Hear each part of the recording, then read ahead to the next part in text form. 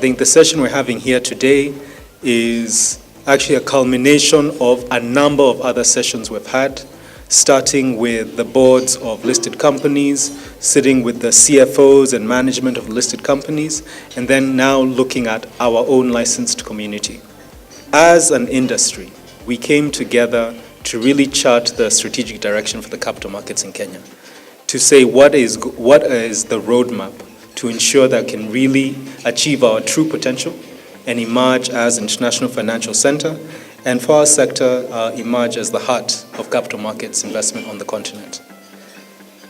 Now, in that journey, we were very glad that there's a very strong recognition within government itself on the critical role that the capital markets need to play in the transformation of our economy and the long-term growth and sustainability of economic development in our country. In that regard, the 10-year Capital Markets Master Plan was elevated into a Vision 2030 flagship project, and within the context of MTP2, which will be ending in approximately 1 year, we have set down very clear targets around what we are seeking to achieve.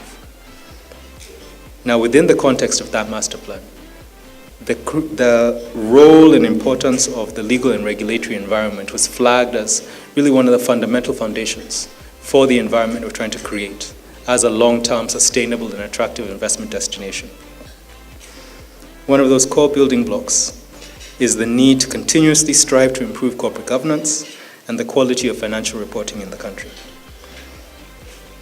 In that context, when we talk about governance, when we talk about financial reporting, we must ensure we're continuously aligned to the emerging and ever-evolving international reporting and disclosure standards. I want to believe that the world is becoming a very closely knit and closely networked society, and therefore the need for convergence of the way we do our things.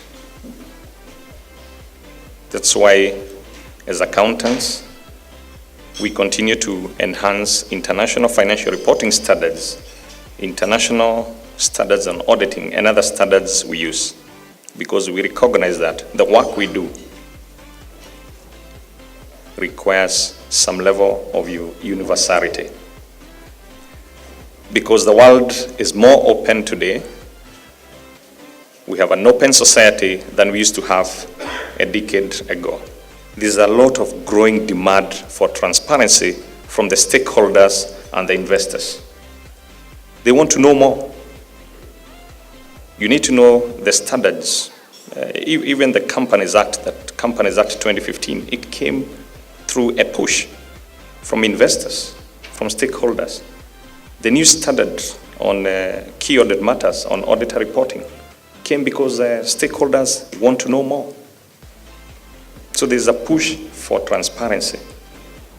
There's a push for more whistleblowing, and especially for accountants.